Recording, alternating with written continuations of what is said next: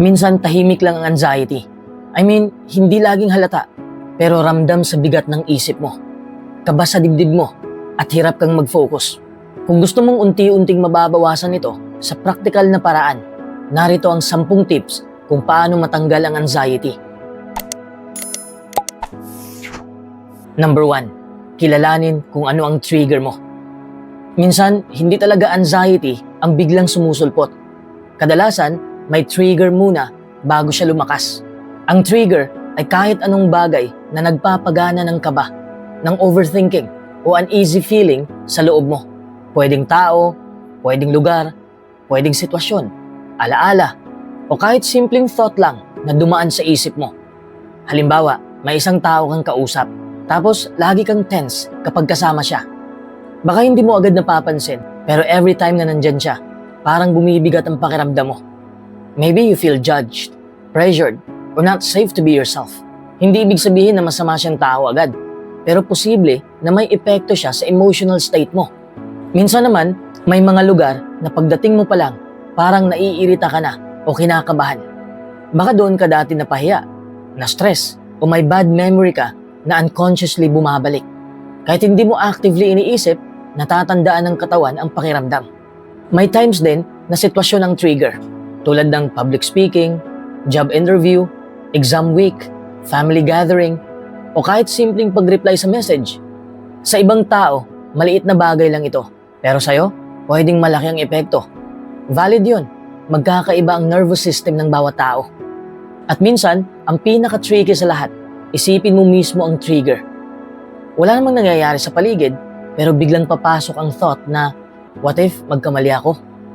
What if may mangyaring masama? What if ayaw nila sa akin? Tapos doon magsisimula ang spiral. Isang thought lang, pero domino effect na. Kaya mahalagang kilalanin ang trigger mo. Dahil kapag alam mo ang pinagmumulan, mas madali mo siyang harapin. Try mong mag-observe for 1 week. Tuwing may anxiety ka, tanungin mo ang sarili mo. Sino ang kasama ko? Nasaan ako? Ano ang nangyari bago ito? Ano ang iniisip ko? Anong nararamdaman ng katawan ko? Isulat mo kahit short notes lang sa phone mo. You might start seeing patterns. Kapag nakita mo na ang pattern, doon ka makakagawa ng better response. Kung tao ang trigger, baka kailangan ng boundaries.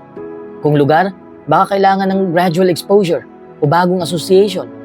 Kung sitwasyon, baka preparation ang sagot. Kung thoughts, baka kailangan mong i-challenge ang mga ito kaysa paniwalaan agad. Hindi goal na iwasan lahat ng trigger forever. Ang goal ay maintindihan sila para hindi sila ang may control sa'yo.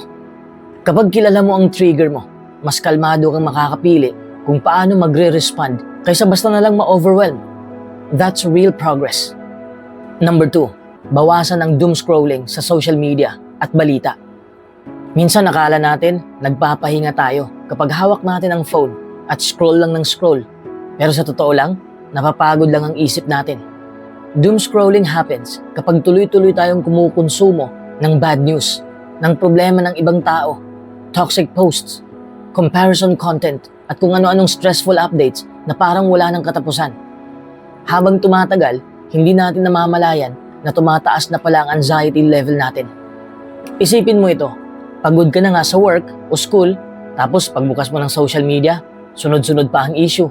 Awayan, crime news, financial pressure posts, at mga taong mukhang ang saya ng buhay. Imbis na mag-relax, lalo kang napapaisip.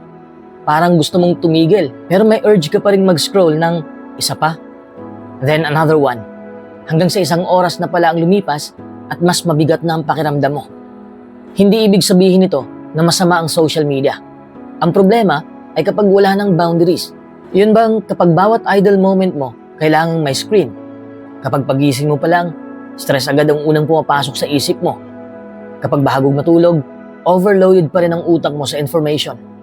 Try mong mag-set ng simpleng limits. Halimbawa, huwag agad mag-phone pagkagising. Bigyan mo muna ang sarili mo ng 30 minutes na walang social media. Pwede kang magkape muna, maligo, maglakad, o huminga lang ng tahimik. Malaking bagay na yon dahil hindi agad binabato ang utak mo ng kaguluhan. Pwede ring mag-unfollow ka, pwedeng i-mute mo ang mga pages o profiles, o bawasan ang pages at accounts na laging nagpapabigat ng pakiramdam mo. Hindi ka obligado makakita ng lahat. Create your feed.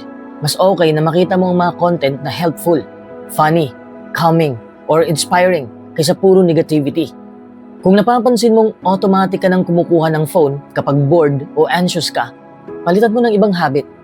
Uminom ka ng tubig, tumayo ka, stretching, tumingin ka sa labas, or maglakad kahit 5 minutes lang. Small reset siya, pero effective. Maganda rin kung may offline pockets ka sa araw mo. Yung mga oras na hindi mo hawak ang phone. Habang kumakain, habang nasa biyahe minsan, o bago matulog. Kapag binibigyan mo ng pahinga ang mind mo, bumababa ang mental noise. Tandaan mo, hindi mo kailangang malaman ang lahat ng nangyayari every second.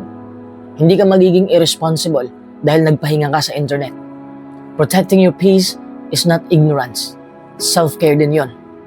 Kapag less doom scrolling, mapapansin mo na mas kalmado ka, mas focused, at hindi ganun kabigat ang dibdib mo. Minsan ang kailangan ng utak natin ay hindi more information, kundi more silence. Number 3, hatiin ang problema sa maliliit na actionable steps. Kapag anxious ka, madalas hindi lang isang problema ang nasa isip mo. Parang sabay-sabay silang sumisigaw para mapansin. Ang resulta nito, feeling mo ang bigat-bigat ng lahat at wala kang alam kung saan magsisimula. Dito pumapasok ang pag-breakdown ng problema into small, actionable steps. Isipin mo na lang na may malaking tambak ng labada. Kapag tiningnan mo siya bilang isang buong bundok, nakaka-overwhelm talaga. Pero kapag hinati mo sa puti, sa decolor, sa mga delikadong damit at isang load muna ngayon, biglang mas manageable. Ganon din sa problema. Hindi mo kailangang ayusin lahat agad ngayong minuto. Halimbawa, stress ka kasi wala ka pang trabaho. Kapag iniisip mo lang na kailangan ko ng trabaho, sobrang laki at vague ng task na yon. Nakaka-freeze. Pero kapag ginawa mong mas specific, nagiging mas doable siya. Pwedeng ito muna ang gawin mo. Ayusin mo ang resume mo, maghanap ka ng 3 kumpanya, mag-send ka ng application, then mag-practice ng interview answers sa weekend. Same goal, pero mas klaro ang next move. Kapag relationship problem naman, imbis na sira na ang lahat, pwede mong gawin na kalmahin mo muna ang sarili mo. Isulat mo kung ano talaga ang issue. Alamin mo kung ano ang gusto mong sabihin. Then mag-set ka ng maayos na usapan. Kapag ganito, mas nababawasan ang emotional chaos dahil may direction ka. Ang anxiety kasi, gustong iparamdam na everything is urgent and possible and impossible. But small steps remind your brain na may control ka pa rin. Hindi mo kailangan tapusin ang buong puzzle agad. Hanapin mo lang muna ang isang piraso. Minsan ang first step, sobrang liit lang. Bumangon sa kama, magbukas ng laptop, mag-reply sa isang email, maligo o maglista ng gagawin. At okay lang yun. Progress is progress, kahit maliit. Hindi kailangang dramatic para maging valid. Magandang tanong din palagi sa sarili mo. Ano ang susunod kong galaw? Hindi paano ko susolusyonan buong buhay ko ngayon. Kasi walang may sagot doon sa isang upuan lang. Pero kung ang tanong mo ay kung anong susunod kong pwedeng gawin sa loob ng 10 minuto, madalas merong sagot yan. Kapag hinahati mo ang problema, hindi ibig sabihin maliit lang ito o ini-ignore mo ang bigat niya. Ibig sabihin lang, pinipili mong lapitan siya sa paraang hindi ka lulunurin. One step at a time. Minsan doon nagsisimula ang pagaan ng pakiramdam. Number 4, makipag-usap sa taong pinagkakatiwalaan mo. Kapag anxious ka, madalas pakiramdam mo, kailangan mong dalhin lahat mag-isa. Tahimik ka lang, nakasmile ka pa minsan, pero sa loob, parang ang daming tabs na bukas sa utak mo. Ang hirap nito, kasi habang kinikimkim mo, mas lumalaki sa isip ang problema. Kaya malaking tulong ang makipag-usap sa taong pinagkakatiwalaan mo. Hindi naman ibig sabihin na kailangan lagi nilang solusyonan lahat. Minsan hindi advice ang kailangan mo. Presence lang. Yung may makikinig nang hindi ka i-judge, hindi ka mamadaliin, at hindi sasabing, arte mo lang yan. May kakaibang ginhawa kapag may taong nagsasabing, gets kita. O, andito lang ako. Kahit walang magic solution, gumagaan pa rin. Parang kapag may mabigat kang grocery bag, kaya mo namang buhatin, di ba? Pero kapag may tumulong humawak, kahit isang side lang, mas nagiging manageable. Ganon din ang anxiety. Hindi man nawawala agad ang problema, pero hindi mo na siya pasan ng solo. Minsan kasi ang utak natin, kapag tayo lang ang kausap natin, umiikot sa same fears. Paano kung pumalpak ako? Paano kung galit sila? Paano kung walang mangyaring okay? Pero kapag sabihin mo ito ng malakas sa trusted person, mapapansin mo minsan na hindi pala ganun kabigat kapag nailabas na. They can offer perspective na hindi mo makita dahil nasa loob ka ng storm. Halimbawa, stress ka sa trabaho at feeling mo palpa ka na. Kapag sinabi mo sa kaibigan mong mapagkakatiwalaan, baka maalala niyang ilang beses ka nang naging capable kahit hindi mo nakikita sa sarili mo ngayon. Kapag family issue naman, baka simpleng pakikinig lang nila ang kailangan para hindi ka sumabog sa bigat. Hindi rin kailangan dramatic o sobrang lalim agad ang usapan. Pwedeng simple lang. Medyo anxious ako lately. Pwede ba kita makausap? O may pinagdadaanan lang ako. Kailangan ko lang na makikinig. You don't need the perfect words. Ang importante ay magbukas ka ng pinto instead of locking everything inside. At kung natatakot kang makaabala, tandaan mo ito. Maraming tao ang gustong tumulong sa taong mahalaga sa kanila. Pero hindi nila alam na kailangan mo pala. Hindi mind readers ang mga tao. Sometimes you have to let them know. Siyempre, piliin din ang tamang tao. Yung marunong rumespeto, marunong makinig, at safe kang maging honest. Hindi lahat ng kakilala mo ay tamang hingahan ng bigat. Trusted person means someone who makes you feel steadier, not smaller.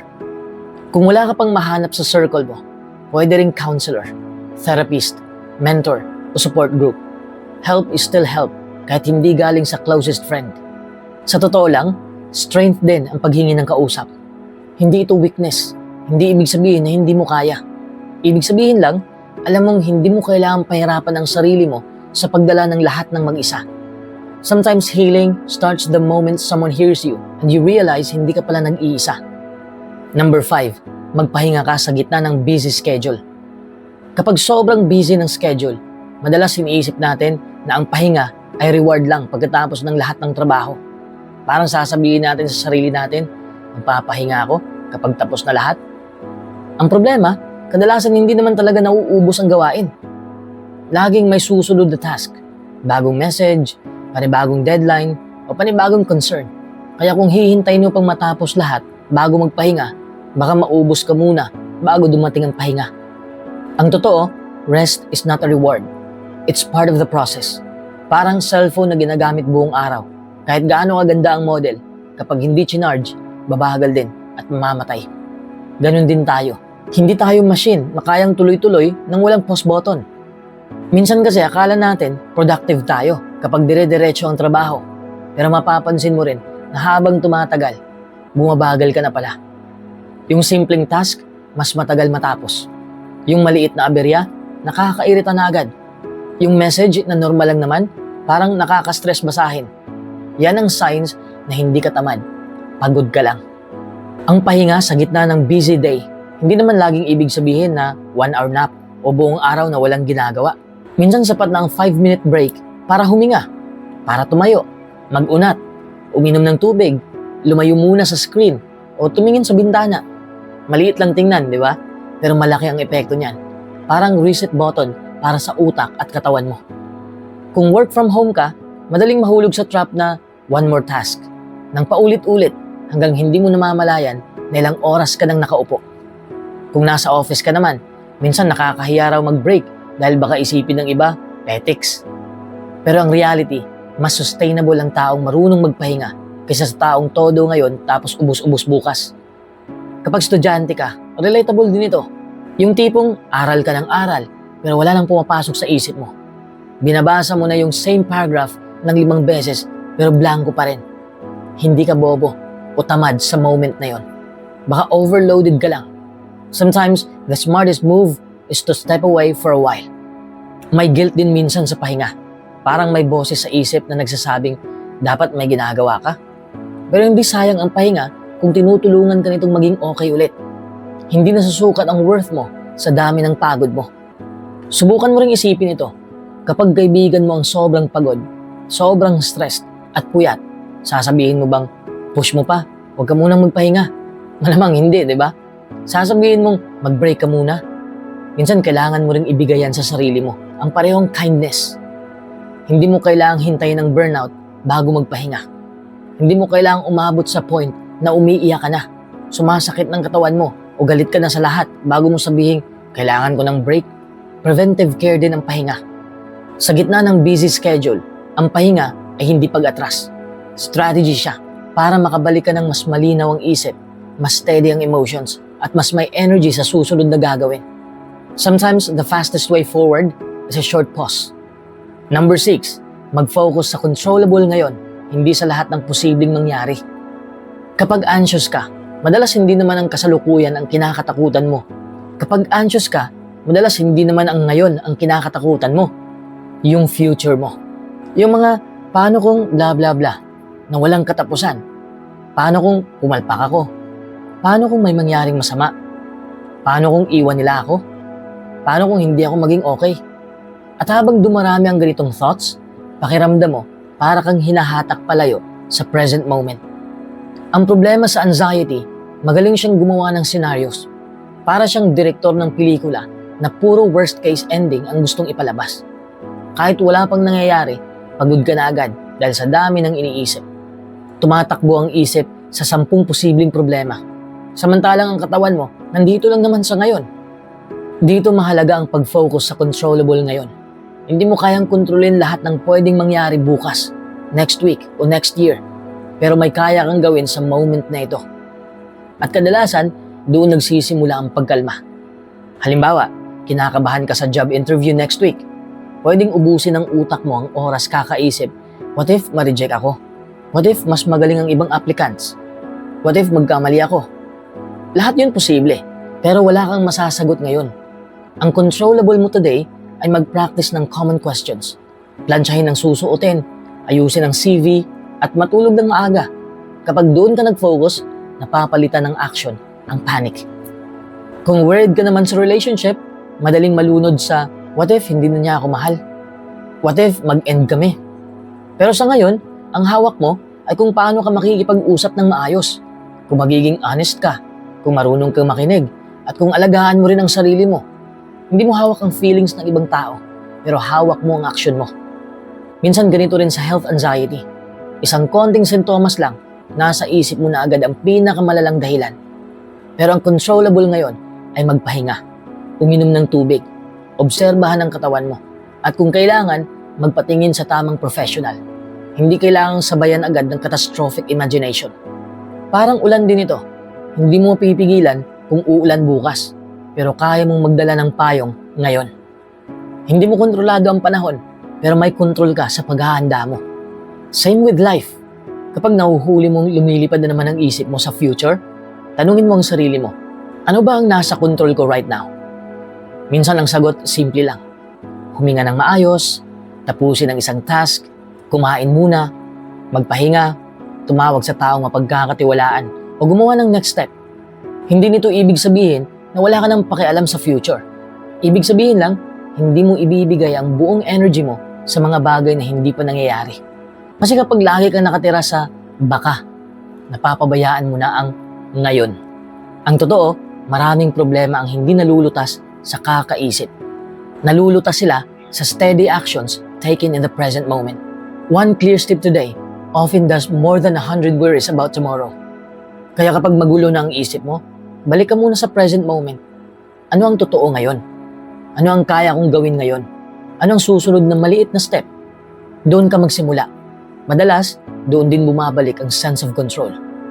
Number 7, matutong magsabi ng hindi sa sobra mong responsibilidad. Maraming tao ang na-stress, hindi dahil mahina sila, kundi dahil sobra na ang dala nila. Minsan sanay na tayo sa automatic na, sige, ako na, kaya ko pa. Kahit pagod na tayo. Akala natin, pagiging mabuting tao yon, pagiging reliable, pagiging strong. Pero kapag lahat tinanggap mo, may kapalit yon. Ikaw ang unti-unting nauubos. Ang hirap magsabi ng hindi kasi madalas may guilt. Baka isipin nilang selfish ka. Baka ma-disappoint sila. Baka sabihin nilang nagbago ka. Kaya kahit punong-puno ng schedule mo, kahit mentally drained ka na, oo ka pa rin ng oo. Then one day, nagtataka ka, bakit irritable ka na? Bakit pagod ka lagi? Bakit simpleng message lang, na-stress ka na? Hindi dahil tamad ka, overloaded ka lang. Hindi lahat ng kaya mong gawin ay kailangan mong gawin. Important reminder yon, okay? Capability does not equal obligation. Dahil lang kaya mong tumulong, hindi ibig sabihin ikaw lagi ang sasalo. Dahil lang marunong ka, hindi ibig sabihin ikaw palagi ang gagawa. Dahil lang mabait ka, hindi ibig sabihin unlimited ang access ng ibang tao sa oras at energy mo. Isipin mo ang energy mo parang battery. Kapag buong araw ang nagbibigay sa work, family, friends, errands, at problems ng ibang tao, pero wala kang recharge, syempre lowbat ka. At kapag lowbat ang tao, kahit maliit na bagay, nakakapikon, nakakaiyak, o nakaka-anxious. Kaya ang pagsabi ng hindi, minsan hindi pagiging madamot. Maintenance yun. Halimbawa, may office mate na laging nagpapasalo ng task. May kaibigan na gusto ikaw laging available. May kamag-anak na akala laging free ka. Kung every time sasagot ka ng, sure, no problem, kahit problema na talaga, nasasanay silang laging meron kang space para sa kanila. Pero ang totoo, ikaw ang nagsisiksikan sa sarili mong schedule. Pwede namang magsabi ng hindi, nang may respeto. Hindi kailangang harsh o defensive. Pwedeng, hindi ko kaya ngayon. Pass muna ako. Marami akong ginagawa. Hindi ako available this week. I can't commit right now. Simple, di ba? Malinaw at enough na yon. Hindi mo kailangan magbigay ng mahabang explanation para maging valid ang boundary mo. At tandaan mo, may mga taong masasanay na laging yes ka. Kapag bigla kang nag-no, baka magulat sila o mairita. Pero hindi ibig sabihin na mali ka. Ibig sabihin lang, nag-adjust sila sa version mo na laging available. Ngayon, pinapakita mo lang na tao ka rin na may limits. Ang hindi sa iba, minsan oo sa sarili mo. Oo sa pahinga, oo sa peace of mind, oo sa mas maayos na tulog, oo sa oras para sa priorities mo, oo sa mental health mo. At kapag mas maayos ka, mas genuine ka rin makakatulong sa iba. Hindi yung tumutulong ka habang ubus na ubus ka na. Hindi mo trabahong i-rescue ang lahat. Hindi mo responsibilidad na ayusin lahat ng problema sa paligid mo. Hindi mo kailangan patunayan ang worth mo sa pamamagitan ng pagod. Minsan ang pinaka-mature na sentence ay simple lang. Hindi ko kaya ngayon at sapat na yon. Number 8, i-celebrate ang maliliit na progress.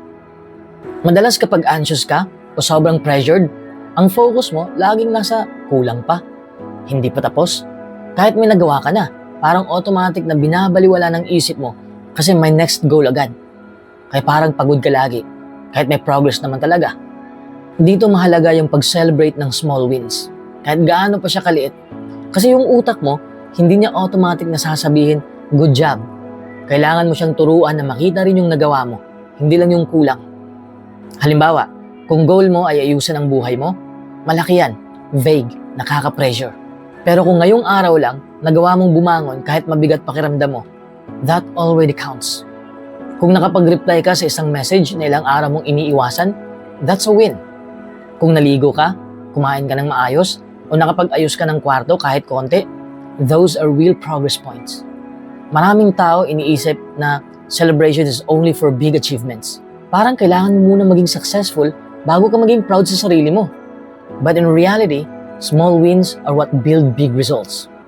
Hindi ka biglang nagiging strong. You become strong because you kept showing up kahit hindi perfect.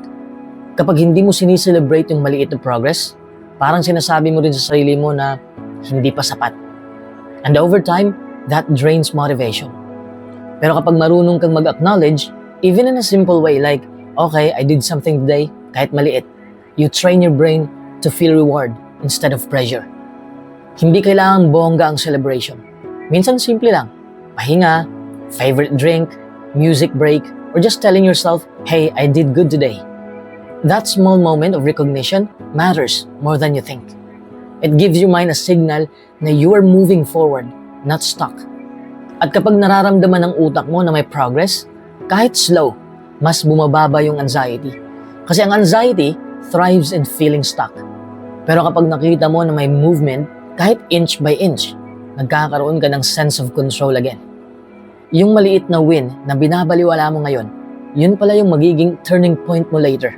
So don't rush past it. Pause a little, acknowledge it, and let yourself feel that you're actually trying.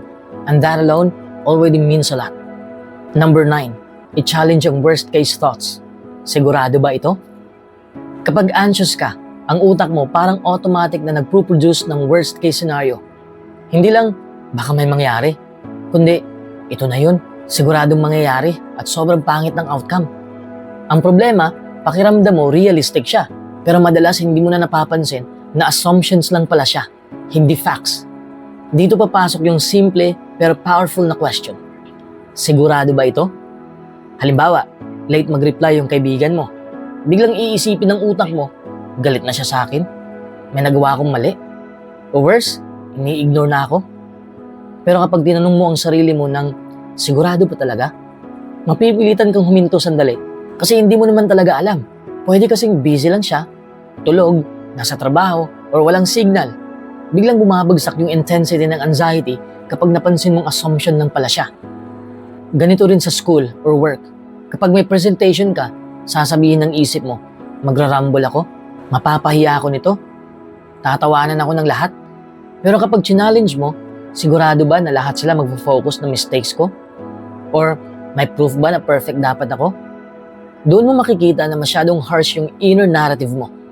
Most people are actually focused on themselves, not judging you as much as you think. Ang anxiety kasi, mahilig mag-fake ng certainty.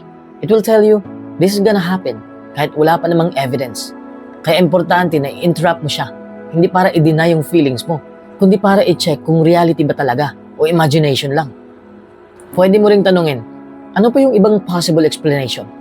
Kasi hindi lang iisang ending ang pwedeng mangyari. Minsan may neutral na dahilan, minsan okay pala yung outcome, minsan exaggerated lang talaga yung fear. At kung honest ka sa sarili mo, mapapansin mo rin na maraming beses sa past mo na nag-worry ka ng sobra. Pero hindi naman nangyari yung kinatatakutan mo. That's a pattern. Your mind was loud, but reality was calmer. Hindi ibig sabihin na wala nang worries, pero nababawasan yung power nila over you. Kapag natutunan mong i-question yung thoughts mo, hindi ka na basta-basta dinadala ng anxiety. Parang nagkakaroon ka ng space between what I feel and what is actually true. Sa space na yon, madalas bumabalik yung control mo. Number 10, kung paulit-ulit ang panic o hirap gumana araw-araw, magpatingin sa mental health professional. Kapag ang anxiety mo ay hindi na minsan lang nangyayari, kundi paulit-ulit na, tipong halos araw-araw mong nararamdaman at naapektuhan na niya kung paano ka mag-function sa normal na life. Dito na importanteng seryosuhin mo rin yung option na magpatingin sa mental health professional. Kasi minsan, ang ginagawa natin, iniisip natin, kakayanin ko itong mag-isa? Or baka mawawala rin to eventually? And yes, may mga cases na bumubuti over time, pero may mga sitwasyon din na hindi na siya simpleng stress lang. Nagiging pattern na siya sa isip at katawan mo. Yung tipong kahit wala namang obvious na threat, yung katawan mo naka-alert mode pa rin. Mabilis tibok ng puso mo, hirap huminga, parang may impending danger kahit wala naman. At nakakapagod yun, not just mentally, pati physically. Parang laging naka-on ang alarm system ng katawan mo kahit walang sunog. Over time, nakaka-drain siya ng energy, nakakawala siya ng focus, confidence, and even relationships or work performance. Minsan mapapansin mo na lang, iniiwasan mo na yung mga bagay na dati mong nagagawa o natatakot ka na sa everyday situations na dati naman okay lang. Dito pumapasok yung role ng mental health professionals, psychologists, psychiatrists, or counselors. Hindi sila nandyan para husgahan ka o sabihin OA ka lang. Nandyan sila para tulungan kang maintindihan kung ano talaga ang nangyayari sa isip at katawan mo at kung paano mo siya pwedeng ma-manage in a healthier way. Think of it like going to a doctor, pero para sa mind and emotions. Minsan kailangan lang ng guidance kung paano i-retrain yung thoughts mo, paano i-handle yung panic symptoms, at paano unti-unting ibalik yung sense of safety sa sarili mo. At kung needed, may options din like therapy techniques or medication na pwedeng makatulong, depende sa assessment nila. Ang mahalaga dito, hindi ito sign ng kahinaan.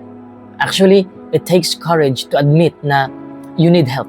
Kasi mas madali sanang magtago, mag-ignore, or magtiis. Pero yung desisyon na humingi ng support, that's actually a strong move. Parang sinasabi mo sa sarili mo na hindi mo kailangang dalhin lahat mag-isa. At kung iniisip mo na baka OA ka lang, baka hindi naman ganun kalala, hindi mo kailangang hintayin na umabot sa worst point bago ka kumilos. Kung araw-araw na siyang nakaka-apekto sa quality of life mo, valid na reason na yon para magpa-check. You deserve support before things get worse, not after.